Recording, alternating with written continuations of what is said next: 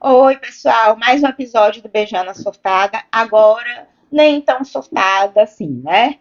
Tô mais calma, encontrei esse espaço para me expressar, para falar da minha vivência, da minha experiência, da minha percepção, né, do que eu aprendi no IBGE. Algumas pessoas têm me dado um feedback muito bom de que se sentem representadas por aquilo que eu falo, mesmo às vezes com uma forma meio é, nervosinha, né? Mas que o conteúdo do que eu estou trazendo é importante. Algumas pessoas que não são do IBGE também, né, estão me dando um feedback legal de que está sendo importante eu trazer essa percepção, essa visão, que hoje em dia é tão importante quanto aquela que se passa, né, nos podcasts e na grande mídia.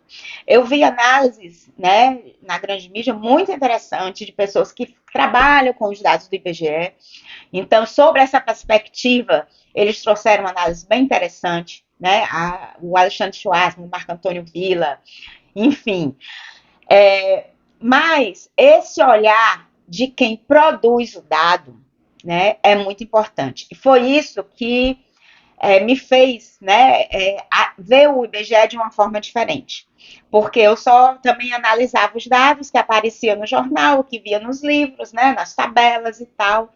E eu não tinha ideia do que é a gente ir, né, num domicílio fazer uma entrevista, né, ir lá no interior, pegar uma canoa, né, como se faz lá na Amazônia e tal. Eu não tinha ideia de como é importante a gente saber montar um cadastro, organizar direitinho o espaço que a gente vai pesquisar, para não ter dupla contagem, para não esquecer ninguém, para não deixar passar nada. Eu não tinha ideia, né, de como é delicado você fazer uma entrevista com uma pessoa dentro da casa dela. Você tá ali, né, meio que invadindo o espaço dela, mas ao mesmo tempo querendo fazer com que ela perceba que ela está sendo ali escutada, né? Que eu estou invadindo o espaço por uma perspectiva, mas por outra, ela está sendo escutada, ela está sendo localizada pelo Estado, ela está passando a contar, né? As suas necessidades vão ser representadas nas estatísticas que a gente produz. Então, são muitos aspectos, né, desse trabalho, desse know-how do dia a dia, de uma cadeia de produção, né, gigante como é o nosso país, com amplitude de temas e tal, que eu acredito que é necessário que seja trazido para essa discussão. Porque, por exemplo, ontem eu vi o atual presidente dando uma entrevista muito interessante para Idelgard Angel, né? E teve um momento que falaram, né, sobre a questão da importância do avanço tecnológico, da IA, da inteligência artificial e tal. E ele disse que o IBGE estava atrasado 12 anos. Eu fiquei assim pensando, será que ele acha que o Brasil não está atrasado nada? Que é só o IBGE que está atrasado na tecnologia? Quer dizer, como é que nós podíamos estar, né, no nível que ele gostaria que a gente tivesse, que é no nível da China, vamos dizer assim, se o nosso país não está, se a nossa universidade não está? Quer dizer, o IBGE inovou durante todo esse tempo na medida daquilo que foi possível com o orçamento que foi destinado a gente e daquilo que existe disponível no próprio ambiente cultural e acadêmico que o IBGE está inserido. Né? Então, eu não estou querendo dizer aqui que não é importante, só que eu acho que a gente tem que qualificar o uso dessa inteligência artificial. Porque, por exemplo, eu fico pensando assim, quem é que vai conversar com as pessoas nas residências e quebrar uma recusa, sabe? E às vezes até ter uma parte de empatia numa entrevista, porque às vezes você vê situações, né, da vida pessoal e da vida econômica dela que mexe com a gente, mexe com o entrevistador, né? Então, eu fico pensando, será que vai ter robozinho para ir lá fazer essas entrevistas? Né? Quer dizer, tem tantas situações de campo que é necessário que tenha um ser pensante que saiba lidar com surpresas, com incertezas, né? Que eu acho que a IA tem um uso muito limitado na coleta de dados. Eu não estou dizendo na análise de dados, mas a análise de dados também não é muito a praia do IBGE, né? é mais a praia do IPEA, das universidades, a praia do IBGE, é a coleta do dado. Né? É aquele trabalho braçal que a gente pensa que é só braçal, mas não, mas que tem toda uma ciência, tem todo um preparo intelectual para que ele seja e possa ser realizado.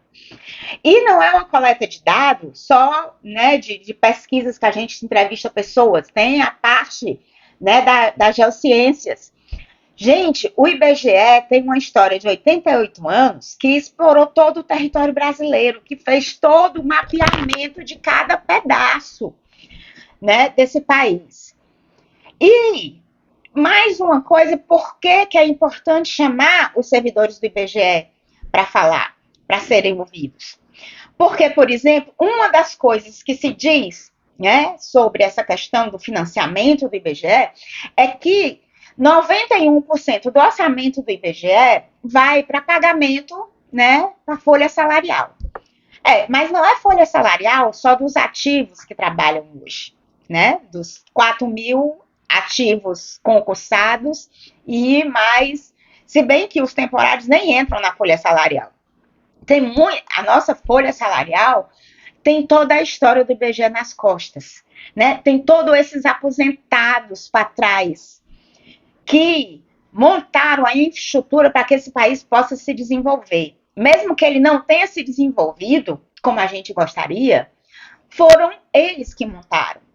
Então, assim, não dá para pegar, né, um dado como esse e interpretar como se fosse uma empresa qualquer, uma empresa igual a todas. Não, né? Você tem que olhar que é uma empresa que tem uma história de 88 anos, que trouxe um legado todo para o nosso país. Então, eu acredito, né, que agora até o senador Alessandro Vieira, né, está chamando o presidente do IBGE para ser escutado numa audiência. E eu clamo para o senador que ele também possa chamar, né, servidores, lideranças, né, sindicais e não sindicais, né, para fazer parte dessa conversa. Porque é importante a gente olhar por várias perspectivas, né? Não só a perspectiva do analista, não só a perspectiva do presidente gestor, né? A gente tem que traçar um cenário para poder compreender a partir de várias perspectivas. E é isso, né? É a minha perspectiva, uma perspectiva mais, vamos dizer assim, ampla, né? Porque, afinal de contas, eu participei já de várias pesquisas, né, de várias áreas dentro do IBGE, que eu acho importante que seja trazido. Então, eu peço para vocês que curtam, compartilhem, divulguem o vídeo, porque essa defesa do IBGE não é só, né, dos servidores do IBGE. O IBGE é um patrimônio do país, né, é do Brasil, é de todo brasileiro. Então, conhecer o IBGE, para além do que aparece nos jornais, para além do que tem nos livros didáticos, né, que isso já é muito importante, e defender o IBGE para que ele continue e possa avançar mais no trabalho que faz, é um dever de cada um de nós.